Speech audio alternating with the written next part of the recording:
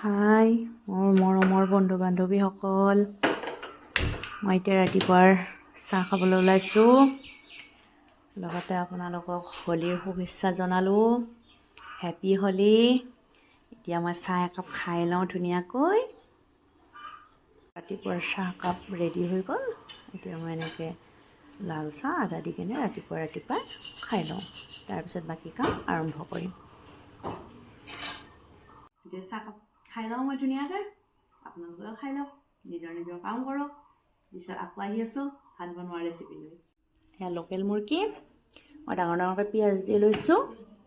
আৰু এইখিনি হ'ল আদা, নেহৰু, কেঁচা জলকীয়া। এইফালে হ'ল আপোনাৰ আলু আৰু বিলাহী। এইখিনি মই মিক্সিত মাৰি ল'ম ভালদৰে।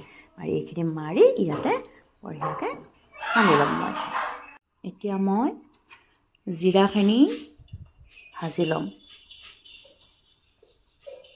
ইমান দি দিলোঁ আৰু এইখিনি জিৰাখিনি অলপ ভাজা হোৱাৰ পিছত সেইখিনি বটি ল'ম। মই কেঁচা জিৰাটো নিদিওঁ বাৰু।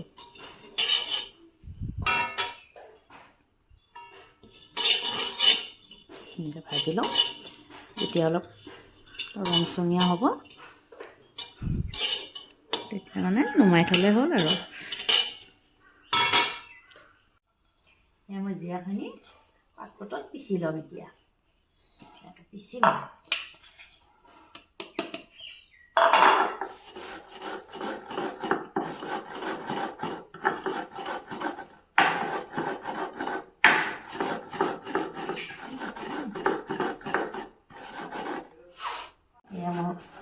হ'ল আৰু বটা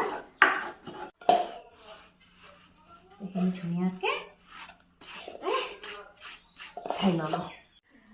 ইয়াতে মই আদা নেহৰুৰ পেষ্টটো দিলোঁ আৰু জিৰাখিনি বটি লৈছিলোঁ সেইখিনিও দিলোঁ। এতিয়া ইয়াতে অলপ তেল দিম। তেল দিলোঁ। তাৰপিছত অলপ হালধি দিম। এতিয়া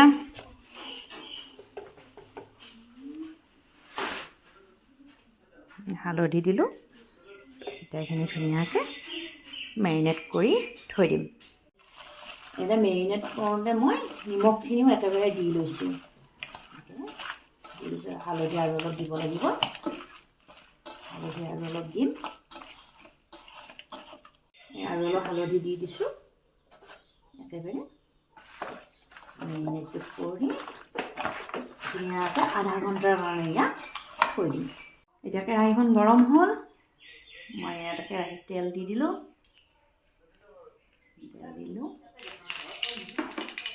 তেলখিনি গৰম হ'ব দিব লাগিব। এতিয়া মই এই আলুখিনি ভাজি ল'ম। অলপ ৰংচঙীয়া হোৱালৈকে বহুতো নাভাজোঁ বাৰু। তেতিয়া তেনেকৈ সিদ্ধ হ'বই। ভাজি আছোঁ আলুখিনি। অলপ পিছতে নমাই থ'ম আৰু। মোটামুটি হৈছে আৰু। এইখিনি হৈ গ'ল। এতিয়া আলুখিনি নমাই থ'ম। আলুখিনি নমালোঁ। ইয়াতে মই গৰম মছলাৰ আৰু দি দিছোঁ। ইলাচি দুটা 3টা দি দিছোঁ। তাৰপিছত কেঁচা জলকীয়া 3টা দিম।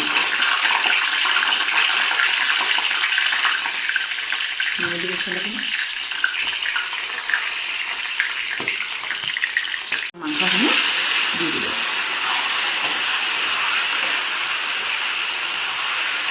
মাংসখিনি এনেকৈ দি ভাজি থাকিব লাগিব। এই যে ডাঙৰকৈ পিঁয়াজখিনি দিছোঁ। তেতিয়া এইখিনি পিঁয়াজ একদম মাংসৰ লগত খুব নোহোৱা হৈ যাব। এতিয়া ইয়াতে অলপ মিট মছলা মই দি দিম। লাৰি আছোঁ এতিয়া।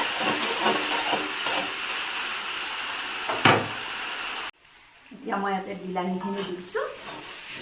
পিঁয়াজখিনি ধুনীয়াকৈ ভাজা হ'ল, মাংসও ভজা হ'ল।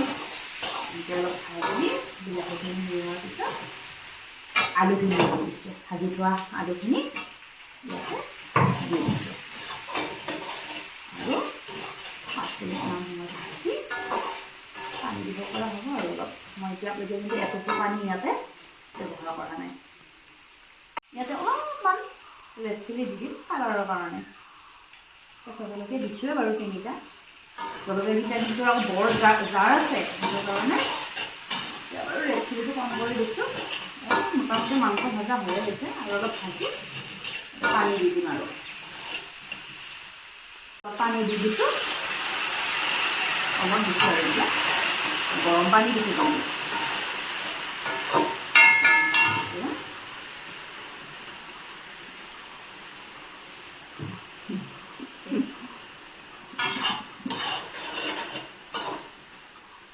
এতিয়া মোৰ মাংস হৈ গ'ল ৰেডি।